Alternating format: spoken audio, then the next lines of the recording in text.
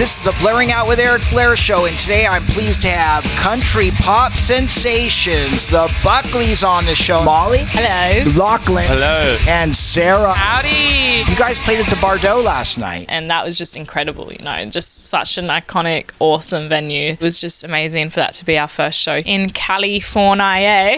We love it. Any celebrity encounters while you've been here? In New York, we did walk past Conan O'Brien. It was pretty cool, though. Not here in LA yet. What was the best part of growing up in a musical family with your dad being the multi-talented Mick Buckley of the Radiators? Pretty amazing to be able to grow up in such a musical household and have, so many old dad's friends, musicians that taught us how to play instruments. James T from a band called Canned Heat over here in America, he taught us how to play the blues and how to play guitar, and so many songwriters, just to be inspired by music growing up. We just kind of fell in love with it ourselves. It's great to have dad having gone through the music industry to, pass on his advice and wisdom. He always apologizes for getting us into this business. Accidentally.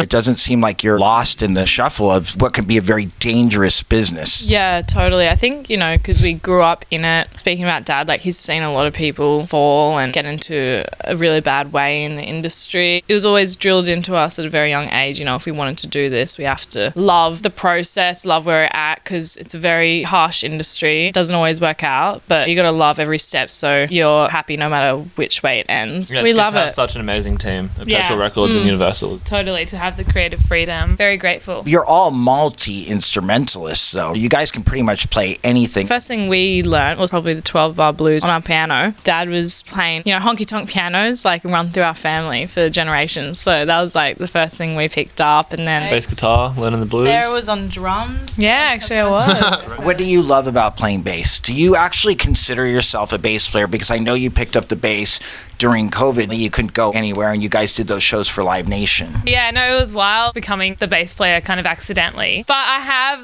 the last year especially, really just, fallen in love with the instrument. It feels like that's what I was always supposed to play. Now I definitely feel like a bass player. Getting into so many iconic bass players like Bootsy Collins and Verdine Smith from Earth, Wind and Fire, Flea, of course, legend. Phil Lynott from Thin Lizzy, another one, really cool, boogie style, playing with a pick. I love playing bass. Tell me about what you love about the mandolin. I love that everyone else hates it. I'm just kidding. It's a running joke with us. In sound check, sound guy will be like, "Oh, who wants mandolin in their fold back?" And it'll just be dead silent. I like the mandolin. Yeah, no, I love it. I got into it because we used to do these jam nights at Billy Nigel Hotel, which is a local pub. And there was this hillbilly that literally lived over the hill. Hillbilly Robbie, we called him, and we actually wrote a song about him at 10 years old. He came with a mandolin, and I was like, "What's that?" He showed me 3 chords, C, F, and G, and they were really easy to play. So I'm like, "Oh, I think I'll play this one."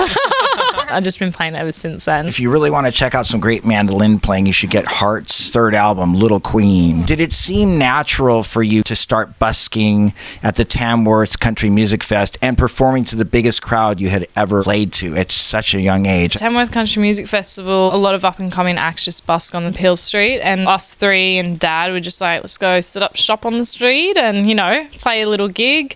We were probably trying to get petrol money home. And so we set up, and we didn't know there was a busking comp going on. We just started playing and then got a call the next day saying we got top 10 in the busking competition. And we're like, what competition for starters?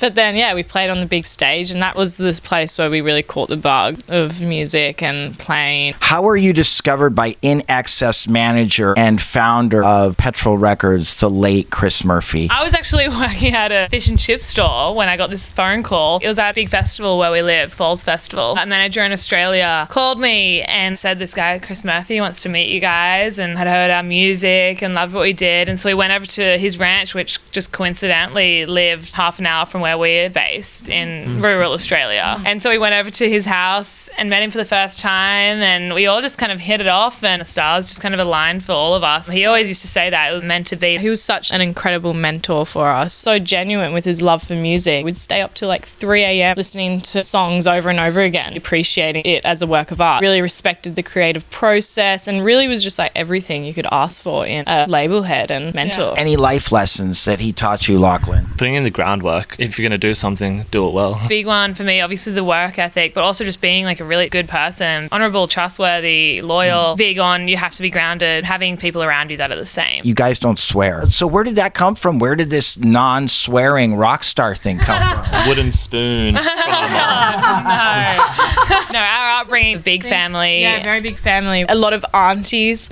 They're very strong women, and they hold themselves very well. We always looked up to our family. They're beautiful family. So I think growing up with strong people, that not every word out of their mouth's a swear word either. And having just a positive outlook on things. Not to say we don't swear. We are Australian after all. You guys have a lot of class. So biggest musical inspirations growing up? A few would be a lot of 70s, Fleetwood Mac, the Eagles. As a songwriter, love people like Elton John, Carole King, a lot of country music. You're really into vinyl. With vinyl, you can really appreciate the full work of art. It's changed a bit now, releasing music, but definitely back in the day, you'd go in the studio and record an album, and each song was placed in a specific spot to take you on a journey. We love that. A physical copy of something makes you digital appreciate world. it. Jimmy Page, he was really known for the double neck. He's not the reason, actually, that I considered a double neck, but I do love Jimmy Page. My biggest influence is Jimi Hendrix and the Allman Brothers, but Jimmy Page is a legend. How did your lives change during the writing, recording, and the success of your debut album, Daydream? Well, it was our first album, so everything beforehand is leading up to when an artist gets to record their first album. So it was so exciting. It's super nerve-wracking going through, all the emotions. But to be able to record it over in Nashville, such a goal and a dream come true with Chad Carlson. Come back to Australia. Obviously, the world changed back in 2020. We weren't really sure what was going to happen, but we ended up releasing it during the pandemic. We wanted to be able to put stuff out that would hopefully bring people a bit of light and positivity. Everything kind of changed from really the moment we released our first single, Daydream, before the album. That was our first number one over in Australia, and first time a lot of people had heard about us, even though we had been playing 7 years beforehand as a band. Start touring Australia and playing festivals where people, like the first time people sung along to our lyrics up in Far North Queensland after releasing Daydream was a pretty big moment. Now to be able to go to festivals and some people, knowing the words and singing along, and just be able to come over here in America and do what we love and just keep meeting people and make music. It was interesting releasing music during COVID. It was hard because we couldn't go out on the road and perform it. That's like one of our favourite things to do. But then we also got to do a world virtual tour with Live Nation, which really kind of boosted us in other ways. Did you see the reactions online to the virtual tour? There was a lot of comments and a lot of great press about the tour, which is pretty incredible. Very positive and supportive, which is great because everybody needed it during that time. The pros and cons of working with siblings. Probably con, we have a lot of fun.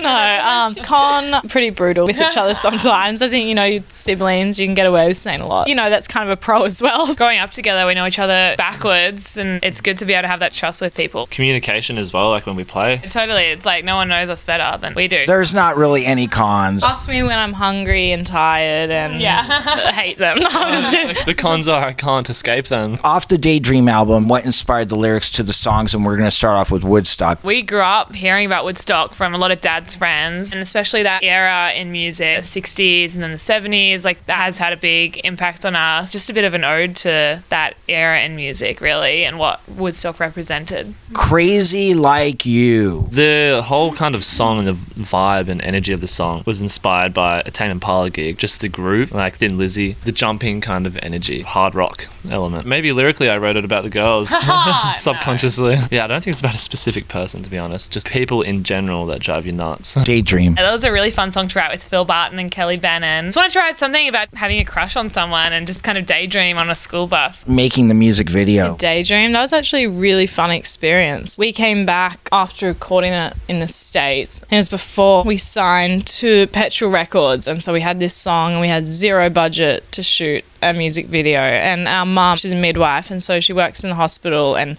one of her best friends in the hospital is Brenton Thwaites' mum. So it was like we got connected through our mum. So Brenton Thwaites is an incredible actor, Pirates of the Caribbean, Titans, DC, such an incredible resume. And Brenton had been wanting to get into directing. He got some of his mates' Method to My Madness film. Literally no budget, created what is now one of our favourite creative projects that we've ever done. What is the Buckleys mission statement? take it as it comes. What do you love about Nashville? I mean, we love everything about Nashville. It's so beautiful, and the community there is amazing. The energy of the city musically. The Nashville songwriting community is just incredible, and they've welcomed us, and that's where I learnt to write songs, really. How do you think your new EP, Oops, I Love You, differs from your 2020 album, Daydream? When we recorded Daydream, we were a lot younger. It was like 4 years ago. I was like 16. Now recording Oops, I Love You and the new EP, we've grown a lot since then, had a lot more experiences, and so even just from the writing perspective, we have a lot more to talk about. It's a lot more real. It's just inevitably progress. What inspired the lyrics to the songs off Oops, I Love You? And we'll start off with Oops, I Love You. Just like really strong women and female voices, and a lot of spunk. Harry, Joan Jett come from a real place of power in their lyrics. They're not feeling sorry for themselves at all. So totally. that was very, inspiring as young women, and going in to write this EP, we really kind of had that Oops, I Love You. That was just a fun one to write. Take it as it comes. Our hometown in Australia, when we were over in Nashville the first 2 months of this year, went through just record-breaking floods. The way that our home community came together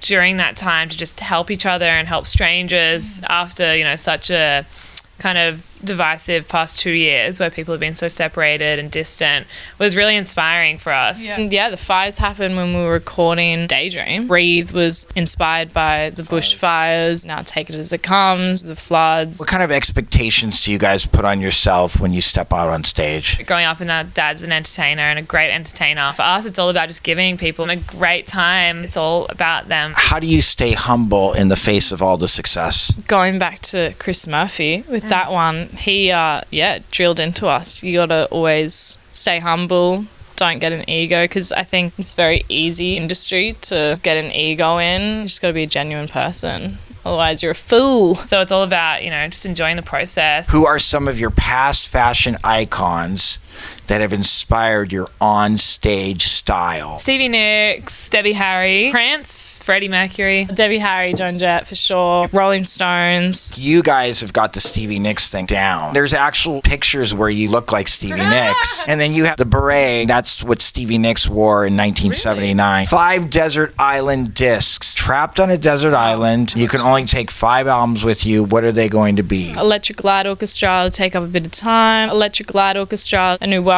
Parallel Lines, Blondie. I want to do like a Disney Channel one. Camp Rock, Rolling Stones, With the Cake and the Record, Leon Bridges, Coming Home. Okay, Haim, Women in Music Part 3, INXS Kick, Sheryl Crow, Tuesday Night Music Club, Queen, Night at the Opera, Anything Shania Twain. Allman Brothers live at the Fillmore, Jimi Hendrix live at Miami Pop Festival, Emmylou Harris, maybe Silverchair, Frog Stomp, Alive and Dangerous, Thin Lizzy. What would you like your legacy to be? It's just like kind of transcends genres and time and trends. Have music that makes people feel good and connect with people, like our favourite bands and songs do. What song do you wish you had written? Telephone Line, Electric Light Orchestra. Queen, Bohemian Rhapsody. Route 66. That's good. That's solid. If you could collaborate with any legendary musician, living or dead, who would it be? Ray Charles. Frank Sinatra. Jimi Hendrix. What do you consider your greatest achievement to date? Signing with Petrol Records, Universal, and Chris Murphy. What do you love most about connecting with your fans? Just be able to see and meet the people that are listening to the music. And sometimes you recognize them from social media. How would you define the word love? A feeling and a connection. So I feel like your perception of love is constantly changing or growing in different relationships. What's next for the Buckleys? Playing a lot of shows, as many as we can, work on the next project, continue writing, get back in the studio soon, and keep rolling on.